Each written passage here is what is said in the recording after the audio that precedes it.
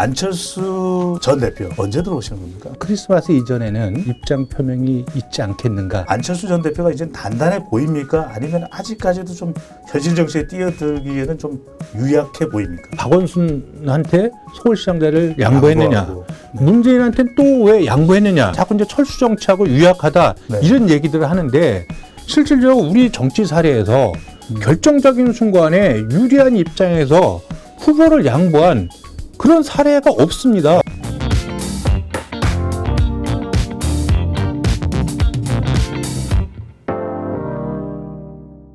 안녕하십니까. 유쾌, 상쾌, 통쾌 배종찬의 핵인사 시간입니다. 지금까지 나온 16편을 다 챙겨서 봐주시면 좋겠습니다. 배종찬 소장이 오늘부터는 구독, 춤까지, 댄스까지 합니다. 자, 꼭 꾹꾹꾹 눌러주시면 좋겠습니다. 제가 중국 역사를 이렇게 관심이 많은데 더 관심이 많은 사람이 이런 사람들입니다. 제갈량, 또 장자방, 범정, 괴철, 당대에 내놓으라는 군사, 책사 이런 분들을 좋아하는데 대한민국 정치 최고의 책사 또는 군사 또는 전략가라는 이야기를 듣는 분입니다. 바른미래당 국회의원 이태규 의원 모셨습니다.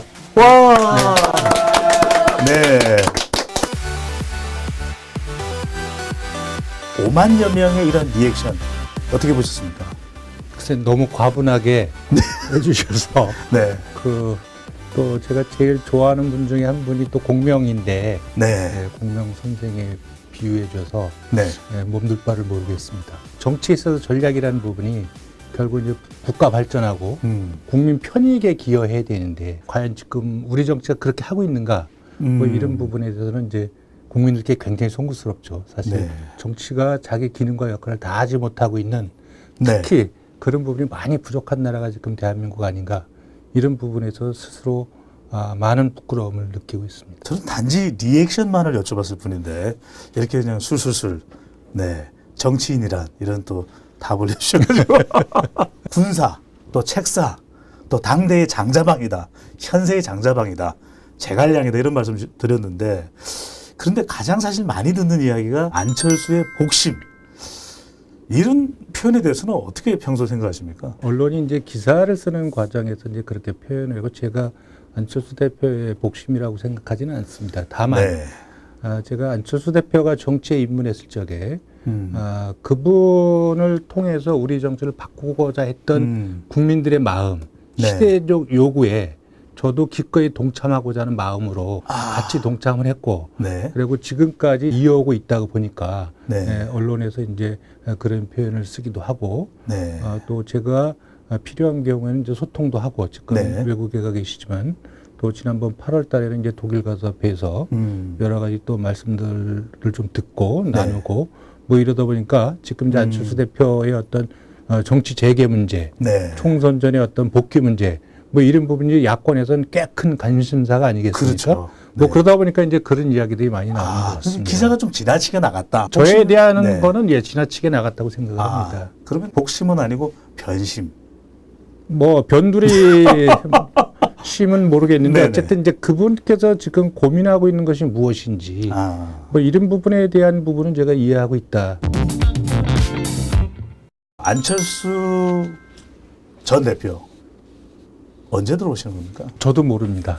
다만 들어오실지 안 들어오실지 정치를 재개하실지 안 하실지 부분에 대해서는 저는 가능하면 크리스마스 이전에는 입장 표명이 있지 않겠는가. 크리스마스 이전에 들어오시는 건 아니고.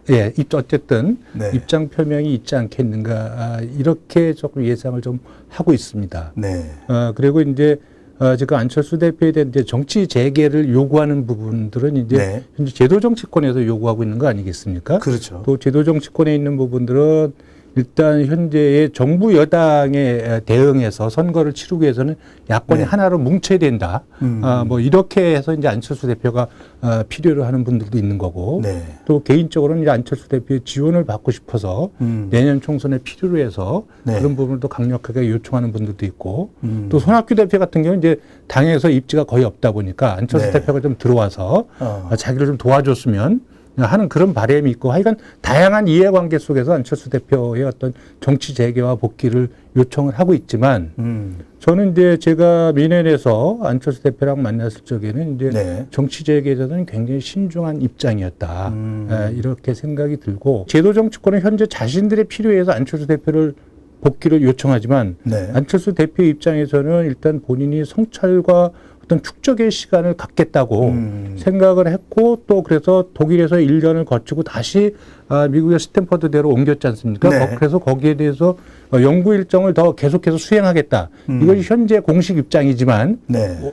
워낙 많은 이제 요청들이 있어서 어떤 고민을 하고 있을지는 저도 잘 모르겠습니다. 다만 분명한 부분은 안철수 대표가 정치를 재개한다면은 총선도 총선이겠지만 네. 적어도 2020년의 대선의 문제 네. 또 본인이 정치는 책임이라고 이렇게 생각하시는 분이기 때문에 적어도 정치를 다시 재개했을 적에 본인이 한국 정치의 개혁을 위해서 어떤 구상과 실천을 해낼 수 있을 것인가 네. 이런 부분을 포함해서 일반 제도 정치권의 정치인들이 요청하는 것보다는 네. 훨씬 더 많은 고려 요소가 있지 않겠는가 이렇게 생각하고 있습니다. 이대규 의원께서 복심이라고 해서 12월 20일에 이렇게 날짜를 좀 찍어주실 줄 알았는데 이 의원께서 보시기에는 지금 이 상황 자체가 바른미래당도 그렇고 내년 총선을 앞둔 야권 재평 상황도 그렇고 들어올 만한 상황입니까? 아니면 객관적으로 좀 들어오는 것 자체가 좀 어려워 보입니까? 개인적으로는 들어오셔서 네. 어쨌든 현재 지금 두 가지 기류가 있지 않습니까? 네. 적어도 이제 현재 문재인 정부에 대응해서 네. 야권이 하나로 뭉쳐야 된다. 그래서 통합해야 된다. 이런 이제 흐름이 있는 거고 네. 또 하나는 현재 민주당과 자유한국당으로 대표되는 이 기득권 낡은 정당들을 극복해내야 된다. 네. 이런 두 가지의 흐름 속에서 어떤 쪽으로든 역할을 해주셔야 된다.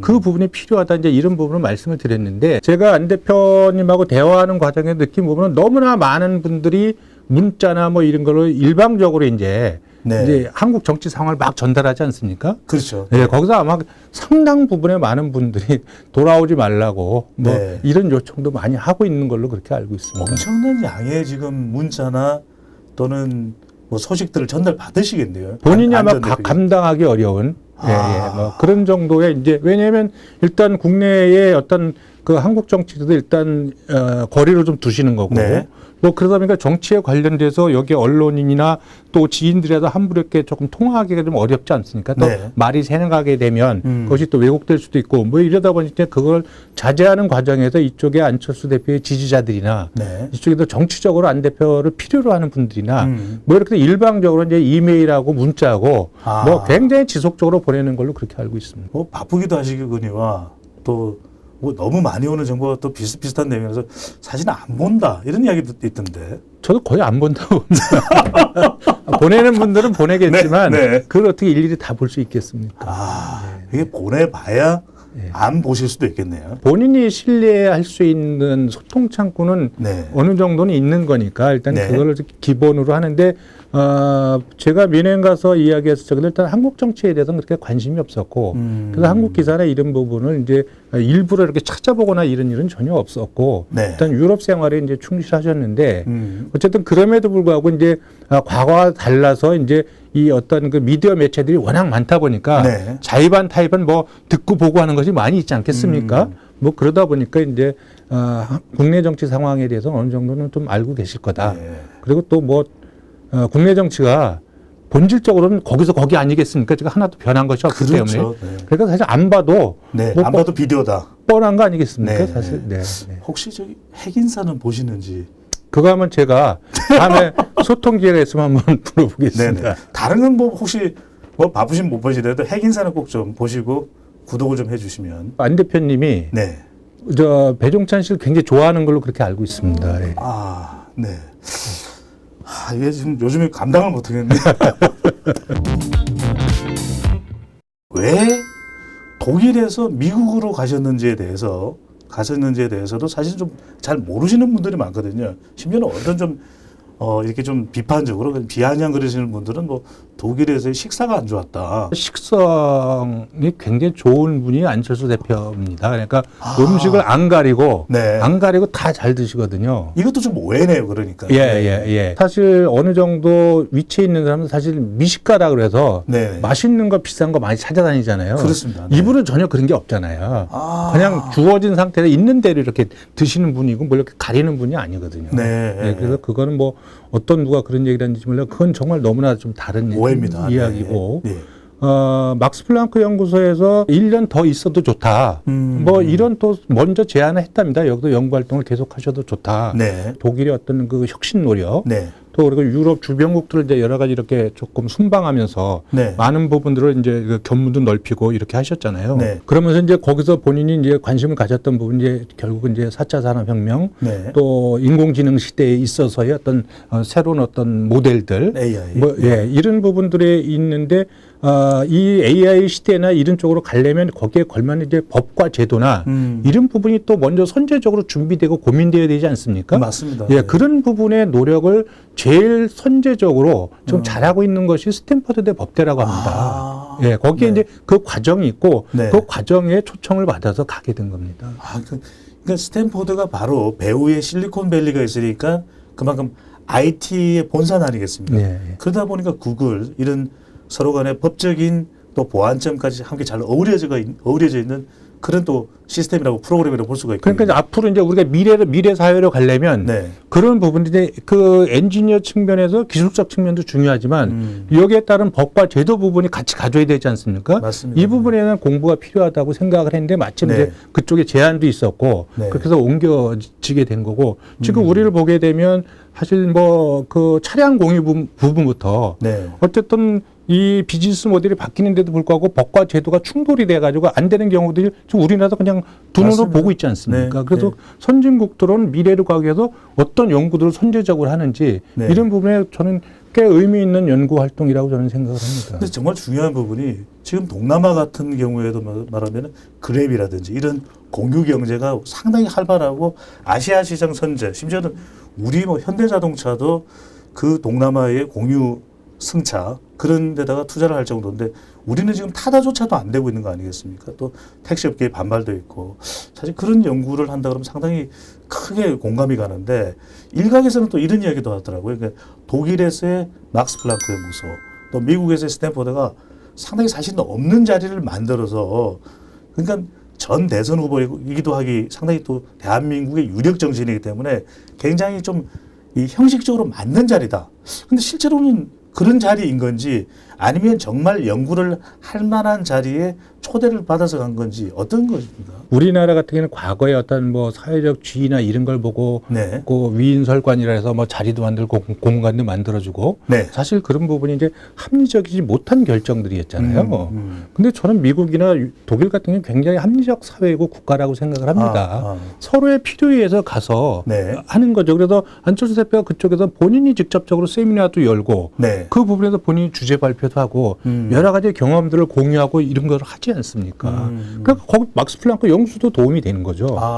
안철수 대표도 거기서 또 도움이 되는 거고. 네. 저는 스탠퍼드에도 마찬가지라고 생각이 들거든요. 안철수 대표 해외 나가 있는 부분에 대해서 누가 어떤 또 표말을 하려고 하는지 모르겠지만, 편견이 있을 수 있습니다. 예, 근데 네. 새로운 것을 누군가 배우겠다고 나가 있으면 그 부분도 관심 있게 지켜보고 격려해 주는 것이 좋겠다.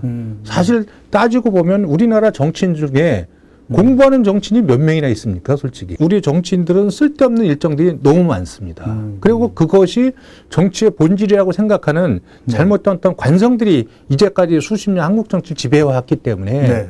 실제로 정치적으로는 바쁘지만 정치의 질은 그렇게 높지 않다. 한국에 있을 때보다 나가서 공부하고 서로 또 이렇게 교류를 한 것이 좀 상당히 안철수 전 대표가 이제 단단해 보입니까? 아니면 아직까지도 좀 현실 정치에 뛰어들기에는 좀 유약해 보입니까? 원래 그분이 유약한 분은 아니라고 생각이 듭니다. 왜냐하면 그분의 인생 자체가 네. 그 백신을 개발할 때부터 새로운 영역에 혼자 도전해서 문제를 풀어갔던 사람이거든요. 사실 혼자 도전하는 그런 부분들, 그러니까 없는 길을 본인이 개척해서 나가야 되고 네. 백지 상태에서 자기 그림을 그려갔던 부분 아니겠습니까? 안랩을 만드는 부분도 그렇고 나중에 서울대 융복합 대학원을 만드는 것도 그렇고 네. 정치 와서 사실 새 정치를 만들려고 노력했던 것도 그렇고 늘 새로운 도전이었잖아요. 네. 이 부분은 저는 유약한 사람은 저는 할 수 없는 거라고 생각이 듭니다. 유약은 아니다. 다만 왜 그러면 그 박원순한테 서울시장자를 양보했느냐? 양보하고. 네. 문재인한테는 또 왜 양보했느냐? 계속 양보를 이러니까 했네요. 자꾸 이제 철수 정치하고 유약하다 네. 이런 얘기들을 하는데 실질적으로 우리 정치 사례에서 결정적인 순간에 유리한 입장에서 후보를 양보한 그런 사례가 없습니다. 없습니다. 네. 예? 네. 그럼 사실 그런 정치인도 있구나. 저런 정치인도 있구나.